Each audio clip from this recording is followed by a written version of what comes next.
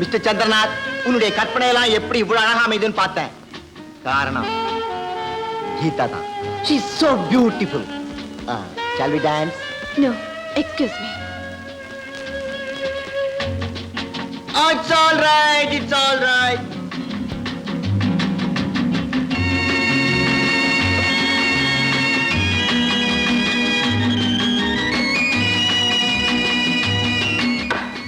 Class உடைய போகுது. இங்க என் கௌரவமே உடைஞ்சு போச்சே. ஏன் சதா கூப்பிட்டா ஆடுனா என்ன? ஆடுறதா நியாயமா? அவன் நண்பன் இல்ல. வாங்க நீ 50,000. அது வாழ்வு இல்ல. அது வாழ்வா? தலை. ஷட் அப்.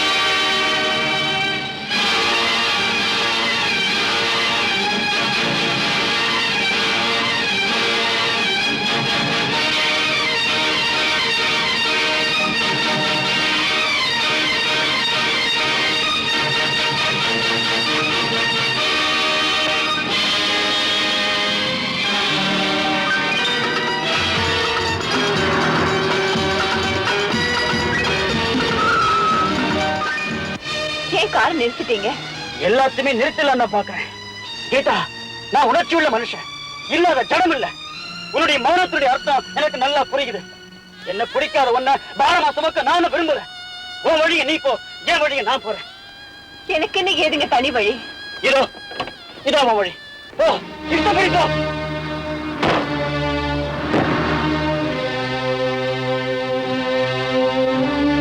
என்ன பாப்பா தனியா நின்னுக்குற? என்ன வரியா? புதுப்படம் வந்திருக்குது, போலாமா? குடம்மா அம்மா, குடம்மா குடம்மா. என்ன பாப்பா துரை தனியா விட்டுன்னு போய்க்கினாரா? ஒன்னும் கவலைப்படாத, நான் உன்னை ஆட்டோ ரிக்ஷால கூட்டிட்டு போறேன். என்ன இது? நீ ஒண்ணு கவலைப்படாத. இதானே இதானே வாழா. நிறுத்தப்பா நிறுத்தப்பா. Police police police police. Sister, என்ன இங்க நிக்கிறீங்க? உங்களை பார்த்து எவ்வளவு நாள் ஆச்சு? யார் நீ? என்ன தெரியல? வைர வியாபாரி ஆனா கானா தானா பானாவுடைய இடது கையே நான் தான். அவர் மெட்ராஸ்ல ஹோட்டல்ல வந்து இறங்கின உடனே முதல்ல எனக்கு தான் சொல்லி அனுப்புவார். இப்ப கூட அவர் காரியமா தான் புறப்பட்டேன். சிஸ்டர், உங்களை பார்த்த அப்படியே நின்னுட்டேன். வாங்களேன், வைரத்துல ஏதாவது புது தினசா வந்திருக்கான்னு பாப்போம். ஹோட்டலுக்கு போமா? டாக்ஸி.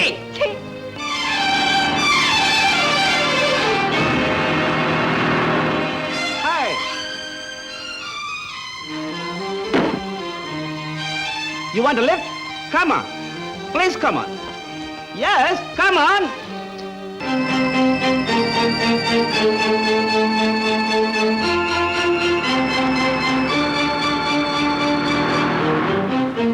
புருஷன் கையை இறுக்க பிடிச்சே அந்த பிடியை கடைசி வரைக்கும் விடாதம்மா. அவன் மனசு கோணாம நடந்துக்குமா.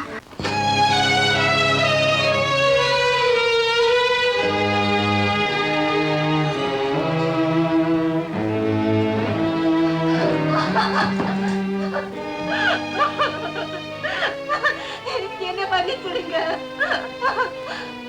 ஒரு குழந்தைய பெற்றிருந்தாலும் நானும் ஒரு குழந்தையா தான் இருக்கேன். புருஷனுக்கு வாய்க்கு ருசியா சமைச்சு போட எனக்கு தெரியல. அவர் மனசுக்கு ருசியா நடந்துக்கவும் எனக்கு தெரியல. நீங்க என்ன வெறுத்துட்டீங்கன்னா என்னால ஒரு வினாடி கூட உயிர் வாழ முடியாது. புருஷனோட காலடித்தா மனைவிக்கு சொர்க்கம்னு நல்லா தெரிஞ்சுக்கிட்டேன். இனிமே நீங்க சொல்றபடி எல்லாம் நடந்துக்கிறேன். என்ன வெறுத்துறாதீங்க, என்ன வெறுத்துறாதீங்க.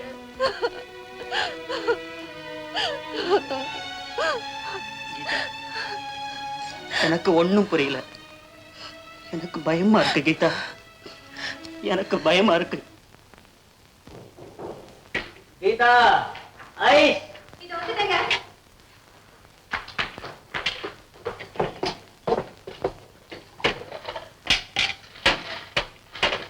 ஐஸ் இருக்கட்டும், இப்படி வா. என்னத்தா?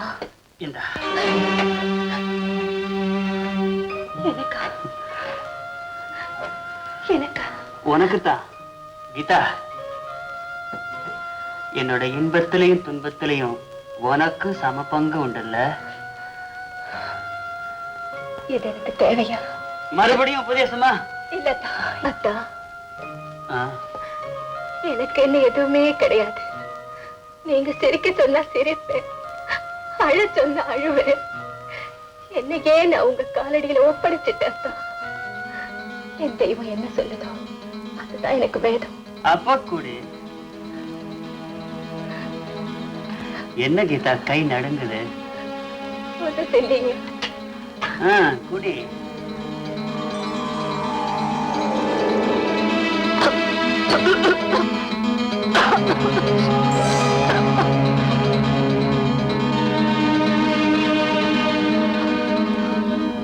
கீதா, ஏன் கண்ணை மூடிட்ட?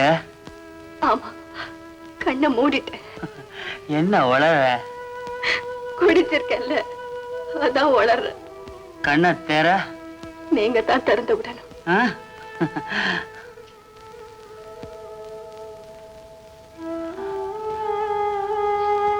கீதா, ஏன் கண்ணு கலங்கி இருக்கு? சந்தோஷம், புருஷ ஆசைய நிறைவேற்றிட்டோமேங்கிற பூரிப்பு. அதான் இப்ப உங்களுக்கு திருப்தி தான். இனிமே என்ன நடு ரோட்ல இறக்கி விட்டுட மாட்டீங்களே, இருட்டுல விட்டுட மாட்டீங்களே. குழந்தை மாதிரி பேசாத. குழந்தை பேசாதத்தான், பேசாது, கேக்கும்.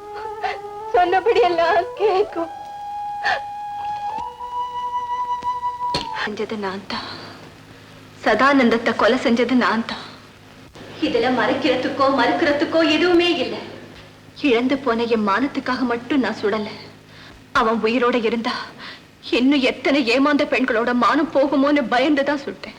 இவரால் நியாயப்பிரகாரம் கீதா அவரை சட்டத்தில் ஒப்படைச்சிருக்கலாம். அதை செய்யாம அவங்களே சட்டத்தை கையெடுத்துக்கிட்டு அவரை கொன்னது மன்னிக்க முடியாத குற்றம். கோட்டார் கிட்ட நான் கருணை கேட்டு வாதாடல. யாருமே எனக்கு பரிதாபம் காட்ட வேண்டாம், எனக்கு மரண தண்டனை கொடுத்துடுங்கன்னு தான் கெஞ்சி கேட்டுக்கிறேன். ஆனா அதை சீக்கிரமா கொடுத்துடுங்க. காரணம், செத்தவன் கதையை விட என் கதையத்தான் ஊராரெல்லாம் சுவாரஸ்யமா பேசுவாங்க. உலகத்துல ஆம்பளை கெட்டா அது சம்பவம், பொம்பளை கெட்டா அது சரித்திரம். தயவு செய்து எனக்கு சீக்கிரம் மரண தண்டனை கொடுத்துடுங்க, சீக்கிரம் கொடுத்துடுங்க. இந்த கொலையை செஞ்சது கீதா இல்ல, சதானந்தத்தை நான் தான் கொலை செஞ்சேன். இல்ல, அவர் கொலை செய்யல. தன் மனைவியை காப்பாத்தணுங்கிறதுக்காக தன்னை குற்றவாளியும் சொல்லிக்கிறேன். தயவு செய்து அவர் சொல்றதை நம்பாதீங்க. Order, order, order.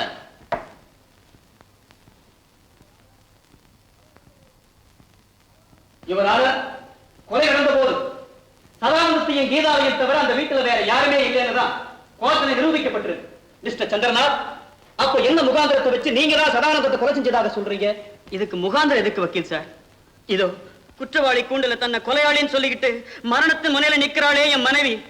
அவ எதை இழந்ததாக சொல்லி இப்ப சாவுக்கும் தயாரா நிக்கிறாளோ அத, அந்த மானத்தை, அந்த கற்ப பெண்மைக்குரிய இந்த கௌரவத்தை இழக்க செய்தவனே நான் தான். நீங்க இன்னும் பாயிண்ட்டுக்கு வரல. நான் கேட்டது நீங்க கொலை செஞ்சதா சொல்றீங்களே, அதுக்கு ஆதாரம் சொல்றேன் சார். நண்பன் போல என்கிட்ட நடிச்ச சதானந்தம் சகஜமா என் மனைவி கிட்ட பழகின போது அவளை சகோதரியா மதிக்கிறான்னு தான் நினைச்சேன். சந்தர்ப்பத்தை எதிர்பார்த்திருந்தாவன் பாவி நான் பழக்கி கொடுத்த குடியால கீதா நினைவிழந்து கிடந்த போது அவ பெண்மையை சூறையாடினா. நம்பின அவ மனைவியை நாசமாக்குன அவனை, இந்த புண்ணியவதிக்கு துரோகம் செஞ்ச அவனை தெய்வம் தண்டிக்கிறதுக்கு முன்னால நானே தண்டிச்சேன். நான் தான் தீர்த்து கட்டினேன். மிஸ்டர் சந்திரநாத், கொலை செஞ்சதா சொல்றீங்களே, துப்பாக்கி எங்கே? அத நான் கடல்ல விட்டுட்டேன். பொய், யுவர் ஆனர், பொய். அந்த துப்பாக்கி எங்க அப்பாவுக்கு சொந்தமானது. என் குழந்தைய அவர்கிட்ட ஒப்படைச்சிட்டு தெரியாம நான் தான் எடுத்துக்கிட்டு வந்தேன். கோட்டார் அவர்களே, நான் நிம்மதியா சாவேன். உலகம் என்ன சொன்னாலும் சரி, என் கணவர் என்னை கெட்டு தூய்மையானவன்னு சொல்றாரு, எனக்காக வாதாடுறாரு, அது போதும். நான் தான் கொலையாளி, நான் தான் கொலையாளி. நீங்க சுட்டதா சொல்றீங்களே, அந்த துப்பாக்கி எங்கே?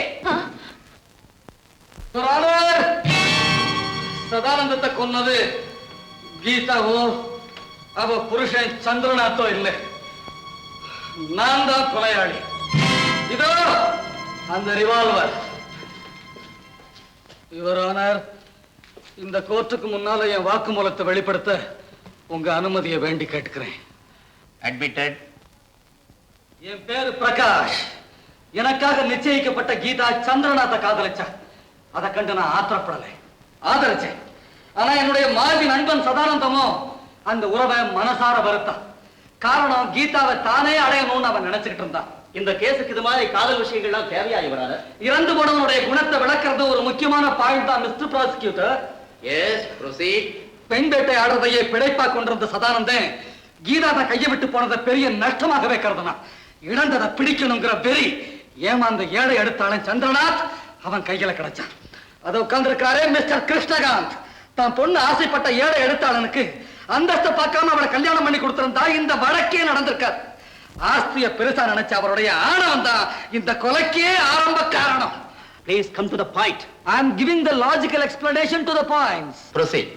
காதலன் சந்திரநாத் அந்தஸ்து அடையணுங்கிற ஆசையில பப்ளிகேஷன் ஓனர் சதானந்தத்தை பார்த்து அவனுடைய பணத்துக்கு அடிமையானான். அவனையே தன்னுடைய வாழ்க்கைக்கு வழிகாட்டின தெய்வமா நம்பினான். குடிக்கணும், கிளப்புக்கு போகணும், அவன் பெண்டாட்டி அடுத்தவனை கட்டிக்கிட்டு ஆடணும், இதுதான் பெரிய இடத்து நாகரிகம்னு சதானந்த சொல்லிக் கொடுத்த பாடத்தை அவன் நம்பினான். இந்த விளக்கம் இந்த கேஸுக்கு தேவையா யுவர் ஆனர்? அந்த போதையால ஏற்பட்ட விளைவுதான் இந்த கொலை இல்லையா? Mister Prakash, come to the point. Excuse me your honour, இன்னும் ஒரே ஒரு விவரத்தை மட்டும் சொல்ல நான் விரும்புறேன். அதோ நிக்கிறாளே கீதா, அவ தன் கற்பு இழந்து இந்த சமூகத்துல இன்னைக்கு ஒரு கேள்விக்குறியா நிக்க வேண்டிய காரணம் புருஷனையே தெய்வமா நினைச்ச நம்ம பழைய எண்ணம் தான். படிச்சிருந்தும் கீதா கல்லானாலும் கணவன் புல்லானாலும் புருஷன் மதிச்சு அவன் சொன்னபடியெல்லாம் நடந்தாலே அந்த பழமையான புத்தி, புருஷன் மேல உள்ள பக்தி, இதெல்லாம் தான் அவ பாழானதுக்கு காரணம். Mister Prakash. Yes sir, this time I am definitely coming to the point. Your honour, Geetha தம்பதிகளின் திருமணத்தின் போது வெளிநாட்டுல இருந்தனா திரும்பி வந்ததும் அவங்கள பார்த்து பரிசு கொடுக்கறதுக்காக அவங்க வீட்டுக்கு போனேன். வீடே வெறிச்சோடி கிடந்தது.